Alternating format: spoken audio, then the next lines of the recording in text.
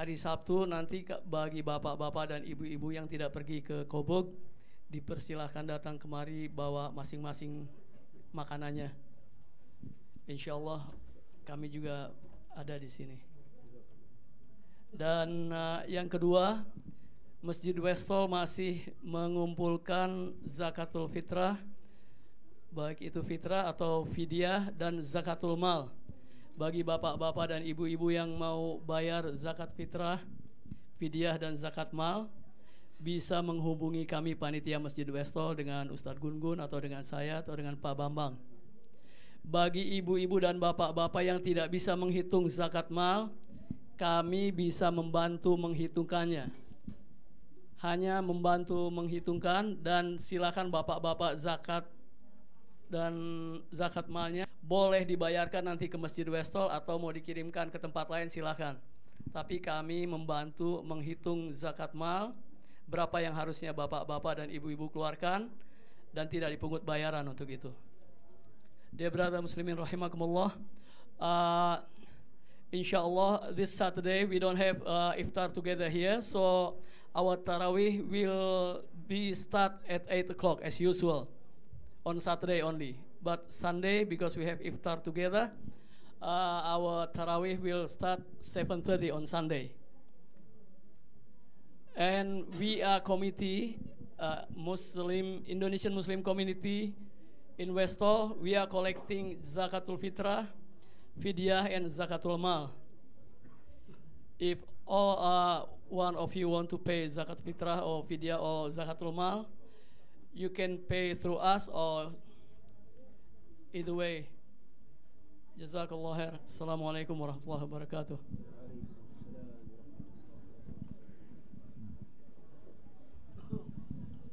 Assalamualaikum warahmatullahi wabarakatuh. Rabbi shrah li sadri wa yassir li amri wahlul 'uqdatam min lisani yafqahu qawli. Subhanaka la ilma lana illa ma 'allamtana innaka antal alimul hakim. Inshallah we'll refer this speech in English so everyone can benefit, especially myself inshallah. Alhamdulillah, my dear brothers and elders, we make shukr to Allah. Allah Azza wa Jal give us another day in this blessed month, yani month of Ramadan, and this is maybe the 14 or 14 days, 13 days mashallah, which is going to 14 inshallah. And this is means the second 10 of Ramadan, yani maghfirah. So as we know, the first one rahmat and maghfirah means anything that we make dua to Allah about forgiveness, Allah is definitely will forgive us. And Allah subhanahu wa ta'ala said in Surah Al-Muzammil, wastaghfirullah innallaha ghafur rahim. So even we make istighfar, this is the order of Allah subhanahu wa ta'ala and the sunnah for Rasulullah sallallahu alaihi wasallam.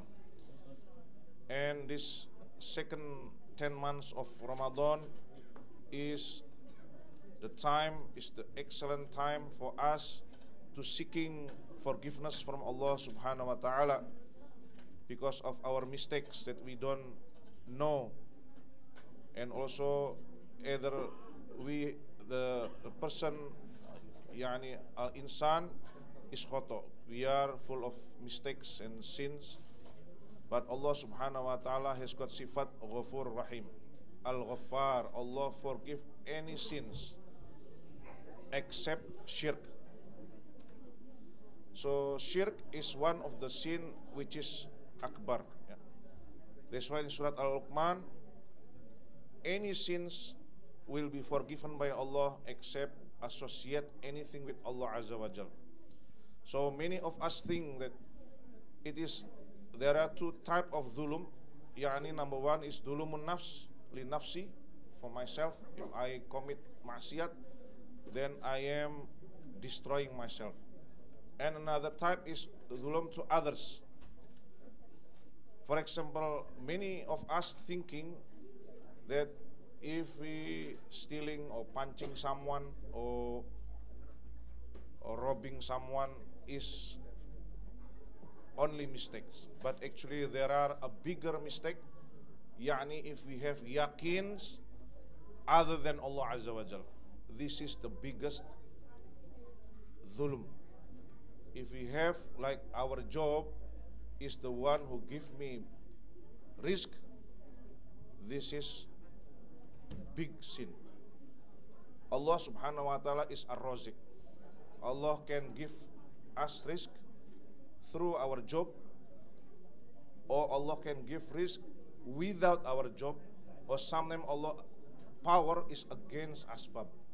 So this is, we have yakin. So of course, all of us Muslim, we have to use asbab. For example, Rasulullah sallallahu alaihi wasallam was sent by Allah Azza wa Jal through Jibril alayhi salam to give da'wah, to call people towards Allah, to His deen, towards His sunnah for Rasulullah sallallahu alaihi wasallam. But the hidayah is in the hand of Allah. If Allah said, Allah doesn't need in anyone to give hidayah, to spread Islam. But why Allah subhanahu wa ta'ala use Anbiya? Because Allah subhanahu wa ta'ala use asbab.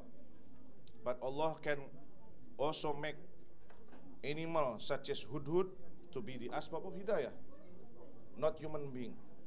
Or without any asbab, Allah can give hidayah. Suddenly somewhere accepting Islam in maybe in the jungle somewhere in, say, Solomon Island. So but Allah subhanahu wa ta'ala give us opportunity. Allah select people, yani Anbiya, as the prophet of Allah, ya Rasul. But Allah subhanahu wa ta'ala said, kuntum khairu ummat ukhrijat linnas ta'muruna bil ma'ruf wa tanhauna 'anil munkar wa tu'minuna billah.